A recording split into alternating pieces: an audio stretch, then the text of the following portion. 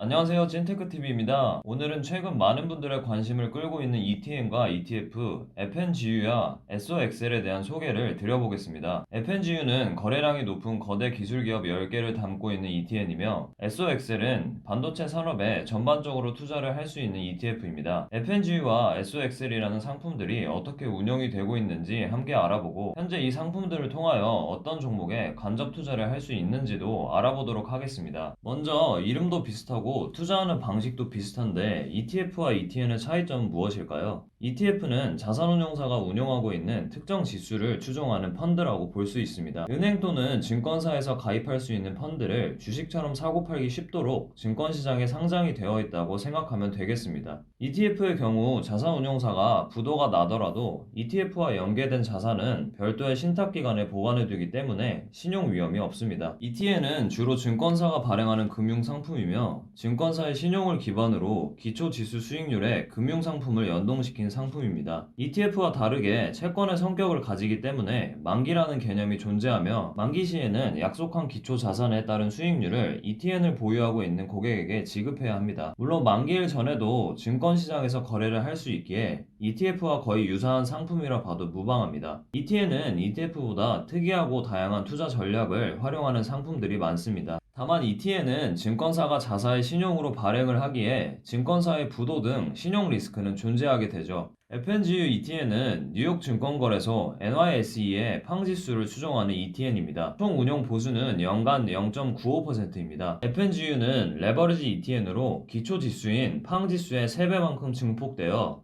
FNGU의 가격이 움직입니다. 예시로 팡지수가 1% 상승하면 FNGU는 3% 상승하게 됩니다. 반대로 팡지수가 1% 하락하면 FNGU는 3% 하락하게 되죠. 팡지수는 거대 기술 기업 10개를 동일 가중으로 추종하는 지수입니다. 페이스북, 애플, 아마존, 넷플릭스, 구글의 앞글자를 딴 FAANG에 5가지 종목을 추가한 지수가 바로 팡지수이죠. 그리고 추가된 5가지 종목은 알리바바, 바이두, 엔비디아, 테슬라, 트위터입니다. 팡지수는 위 10개의 기업에 10%씩 분산 투자를 했을 경우를 지수화했다고 보면 되겠습니다. 리밸런싱의 경우 분기별로 1년에 4회 진행하기 때문에 최근 개별 종목들의 주가 변동폭에 따라 가중치는 10% 내외로 변할 수 있습니다. FNGU가 보유하고 있는 종목 중에서 기존 팡에 포함된 기업들 5가지 기업들을 간략하게 소개해드려 보겠습니다. 페이스북은 글로벌 소셜 미디어를 운영 중인 기업으로 우리에게 친숙한 인스타그램, 메신저, 왓츠앱,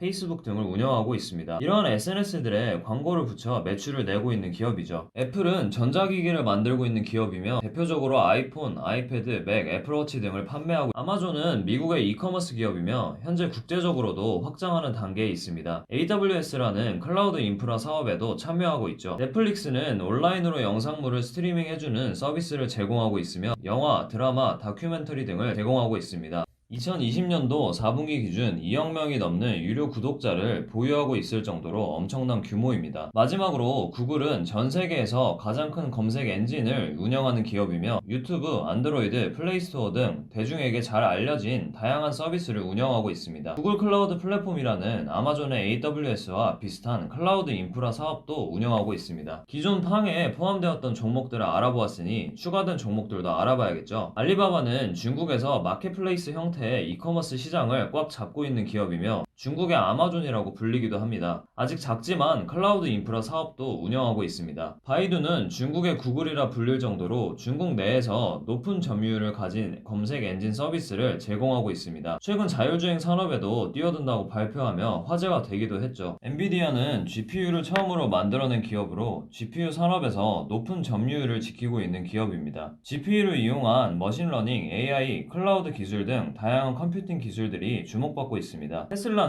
전기 자동차를 만들고 있는 기업이며 태양광 발전 및 에너지 저장 사업도 운영하고 있습니다. 자동차의 하드웨어적인 부분뿐만 아니라 소프트웨어적인 서비스들, 자율주행, 우버와 비슷한 승차 공유 서비스까지도 개발하고 있어 주목을 받고 있습니다. 마지막으로 트위터는 140자 미만으로 글을 작성해야 하는 마이크로 블로그 및 SNS입니다. 2020년도 4분기 기준 월간 평균 접속자 수가 1억 9,200만 명으로 역시 상당한 규모를 자랑하는 서비스입니다. FNGU에 대하여 요점들만 정리해 보겠습니다. 앞서 소개해드린 10개의 종목에 동일한 비중으로 분산하여 투자하기 좋은 상품이라고 볼 수 있습니다. 다만 추정하는 지수, 팡 지수 대비 3배로 증폭되어 가격이 움직이니 보상이 큰 만큼 위험도 크다는 점을 꼭 기억하셔야 합니다. 실제로 코로나19가 본격적으로 진행되었던 2020년 3월에 가격이 고점 대비 80% 하락한 사례도 있었습니다. SOXL ETF는 반도체 섹터에 전반적인 투자를 할 수 있는 상품입니다. 총 운용 보수는 연간 0.99%이며 패시브 ETF들에 비하면 비싼 편에 속합니다. PHLX 반도체 섹터 지수를 추정하고 있는 ETF죠. FNGU와 동일하게 3배 레버리지로 운영이 되는 상품입니다.